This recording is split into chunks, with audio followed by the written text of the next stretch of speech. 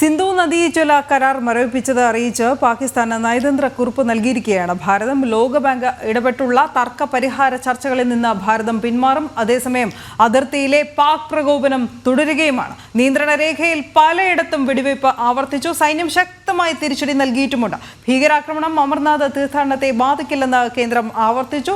പാക് പൗരന്മാരെ തിരിച്ചയക്കാനുള്ള നടപടികൾ സംസ്ഥാനങ്ങൾ ആരംഭിച്ചു കഴിഞ്ഞു. കേരളത്തിൽ 102 പാക് പൗരന്മാരാണ് ഉള്ളത്. ഗൗതം അനന്തനാരായണൻ വിവരങ്ങളുമായി ചേരുന്നു. ഗൗതം, വിശദാംശങ്ങൾ.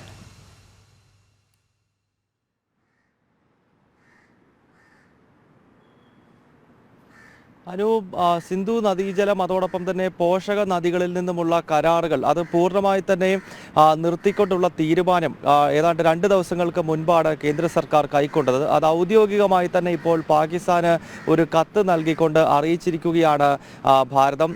ഇത് പാകിസ്ഥാനെ സംബന്ധിച്ചിടത്തോളം അവരുടെ നട്ടലൊടിക്കുന്ന ഒന്നായി മാറുന്നു എന്ന കാര്യത്തിൽ സംശയമില്ല. കാരണം 1960-ൽ ഒപ്പുവെച്ച സിന്ധു നദീജല കരാറിലൂടെയാണ് പാകിസ്ഥാനിലെ പഞ്ചാബ് പ്രവിശ്യ അതോടൊപ്പം തന്നെ സിന്ധ് പ്രവിശ്യകളിലെ കോടിക്കണക്കിന് കർഷകർ അവരുടെ കൃഷിയും മറ്റും നടത്തി വരുന്നത്. അതിനാൽ തന്നെ പാകിസ്ഥാന് ഇത് വലിയ തിരിച്ചടിയാകുന്നു എന്ന കാര്യത്തിൽ തർക്കമില്ല. ഇപ്പോൾ ഇക്കാര്യം ഔദ്യോഗികമായി തന്നെ ഭാരതം ഒരു കത്തയച്ചുകൊണ്ട് ഈ കരാറിൽ നിന്നും പിന്മാറുകയാണ്. ഒപ്പം ലോകബാങ്ക് ഇടപെട്ടുകൊണ്ടുള്ള പ്രശ്നപരിഹാര ചർച്ചകളിലും ഭാരതത്തിന് താല്പര്യമില്ല എന്ന കാര്യം കൂടി ഈ കത്തിൽ ഓർമ്മപ്പെടുത്തുന്നുണ്ട്. കാരണം 1960-ൽ ലോകബാങ്കിൻ്റെ ഇടപെടലിലൂടെയാണ് അന്ന് പാകിസ്ഥാൻ്റെ പ്രസിഡന്റ് അയൂബ് ഖാനും ഭാരതത്തിൻ്റെ പ്രധാനമന്ത്രി ജവഹർലാൽ നെഹ്റുവും ചേർന്നുകൊണ്ട് ഇത്തരം ഒരു കരാർ ഒപ്പിട്ടത്. പിന്നീട് വിവിധ യുദ്ധങ്ങൾ 1965-ലെ യുദ്ധം, അതിനുശേഷം 71-ൽ യുദ്ധമുണ്ടായി, 99-ലെ കാർഗിൽ യുദ്ധം, ഈ 3 യുദ്ധകാലഘട്ടങ്ങളിൽ പോലും സിന്ധു നദീജല കരാറിൽ നിന്നും ഇന്ത്യ ഒരിക്കൽ പോലും പിന്മാറിയിരുന്നില്ല. എന്നാൽ പാകിസ്ഥാൻ തുടർച്ചയായി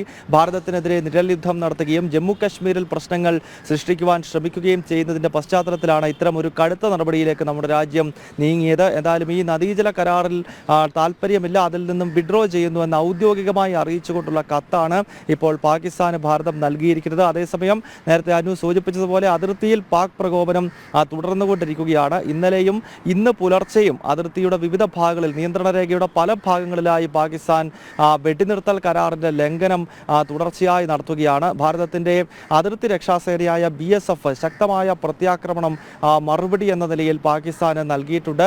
ഒരു ഭാഗത്ത് ഈ പഹൽഗാം ഭീകരാക്രമണത്തിന്റെ പശ്ചാത്തലത്തിൽ നയതന്ത്ര യുദ്ധം ഇരു രാജ്യങ്ങൾക്കുമിടയിൽ തുടരുന്നതിനിടയിലാണ് പാകിസ്ഥാൻ നിയന്ത്രണ രേഖയിൽ രാത്രികാലങ്ങളിൽ തുടർച്ചയായി പ്രകോപനം സൃഷ്ടിക്കുന്നത്. അനു, ശരി ഗൗതം.